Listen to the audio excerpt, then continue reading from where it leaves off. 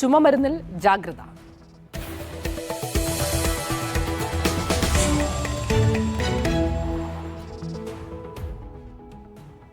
അപ്പോൾ കഴിഞ്ഞ ദിവസങ്ങളിലൊക്കെ നമ്മൾ വലിയ ആശങ്കയോടെ കേട്ട ആ വാർത്തയുടെ ഫോളോ അപ്പിലേക്കാണ് ഇനി പോകുന്നത്. 18 കുട്ടികളാണ് മധ്യപ്രദേശിലും രാജസ്ഥാനിലുമൊക്കെയായി ചുമമരുന്ന് കഴിച്ച് മരിച്ചത്. രാജ്യമാകെ വലിയ നിരീക്ഷണമുണ്ട്. മധ്യപ്രദേശും കേരളവും അടക്കമുള്ള 5 സംസ്ഥാനങ്ങളിൽ ഈ ചുമമരുന്നിൻ്റെ അതിൻ്റെ വിതരണം നിരോധിച്ചിട്ടുണ്ട്. ഒപ്പം ഉത്തർപ്രദേശ് അടക്കമുള്ള സംസ്ഥാനങ്ങളിൽ ഇതിൻ്റെ വലിയ പരിശോധനകൾ തുടരുന്നുണ്ട്. കേന്ദ്രം ഒരു മാർഗ്ഗനിർദ്ദേശം പുറത്തിറക്കിയിട്ടുണ്ട്. കേരളത്തിൽ എന്തായാലും ഈ പറയപ്പെടുന്ന ബാച്ച് മരുന്ന് വിൽപ്പന നടത്തിയിട്ടില്ല എന്നുള്ള വിവരങ്ങളാണ് പുറത്തു വന്നത്. പക്ഷേ ഇതിൻ്റെ ഈ മരുന്നിൻ്റെ കോൾഡ്രിഫ് എന്ന ഈ കഫ് സിറപ്പിൻ്റെ ബോട്ടിലുകൾ കേരളത്തിൽ നടക്കം കണ്ടെടുത്തിട്ടുണ്ട്. അപ്പോൾ വലിയ ജാഗ്രത രാജ്യമൊട്ടാകെയുണ്ട്. എന്താണ് ഇതിൻ്റെ ഏറ്റവും പുതിയ വിവരങ്ങളെന്ന് വൈശാഖാരനോട് ചോദിക്കാം. Good morning Vaishakh.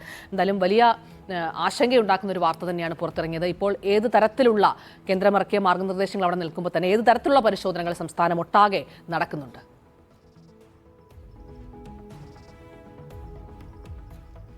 Shalini, good morning. വളരെ പ്രാധാന്യമുള്ള ഒരു വിവരമായിട്ട് കഴിഞ്ഞ ദിവസം കേന്ദ്ര ആരോഗ്യ മന്ത്രാലയം അറിയിച്ച ഒരു കാര്യം എന്നുള്ളത് സംസ്ഥാന വ്യാപകമായിട്ട് കേന്ദ്രമിറക്കിയ മാർഗനിർദ്ദേശം അത് കർശനമായി തന്നെ പാലിക്കുന്നുണ്ടോ എന്ന് ഉറപ്പുവരുത്തും എന്നുള്ളതാണ്.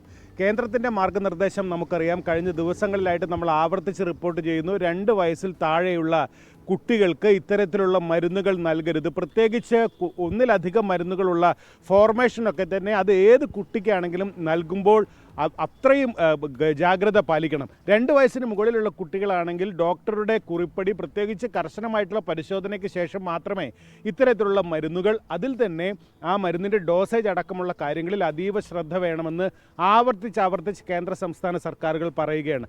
ഇക്കാര്യം എല്ലാ സംസ്ഥാനങ്ങളിലും കർശനമായി പാലിക്കപ്പെടുന്നുണ്ടോ എന്ന് ഉറപ്പുവരുത്താനാണ് കേന്ദ്ര ആരോഗ്യ സെക്രട്ടറി പുണ്യ സലില ശ്രീവാസ്തവയുടെ നേതൃത്വത്തിൽ കഴിഞ്ഞ ദിവസം ദില്ലിയിൽ ചേർന്ന യോഗത്തിൽ എടുത്ത തീരുമാനം എന്നുള്ളത്.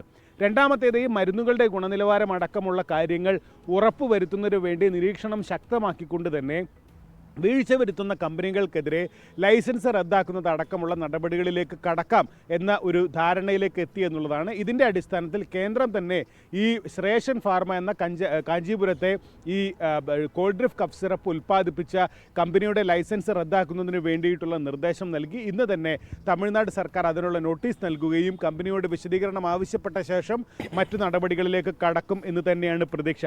യോഗത്തിലുണ്ടായ മറ്റൊരു പ്രധാനപ്പെട്ട നടപടി എന്നുള്ളത് രാജസ്ഥാനിൽ സംഭവിച്ച 4 മരണങ്ങൾ, ഈ മരുന്ന് കഴിച്ചത് കെയ്സൺ എന്നൊരു കമ്പനി ഉൽപ്പാദിപ്പിച്ച മരുന്നാണ് അവിടെ വിതരണം ചെയ്തത്. അവിടെ ഈ കോൾഡ്രിഫ് അല്ല വിതരണം ചെയ്തത്. അതുകൊണ്ട് തന്നെ ഈ ഒരു മരുന്ന് കഴിച്ചിട്ടല്ല ഈ കുട്ടികൾ മരിച്ചതെന്നും മറ്റു കാരണങ്ങളാണെന്നും സർക്കാർ ഔദ്യോഗികമായി തന്നെ ഈ യോഗത്തിൽ റിപ്പോർട്ട് ചെയ്തു. അതുകൊണ്ട് തന്നെ മധ്യപ്രദേശിലെ ചിന്ദ്വാര മേഖലയിലാണ് ഈ വിഷാംശമുള്ള ഈ ഒരു SR-13 ബാച്ച് കോൾഡ്രിഫ് മരുന്നുകൾ എത്തിയത് എന്നൊരു പ്രാഥമിക നിഗമനത്തിലേക്കാണ് ഇപ്പോൾ അധികൃതർ എത്തിയിട്ടുള്ളത്.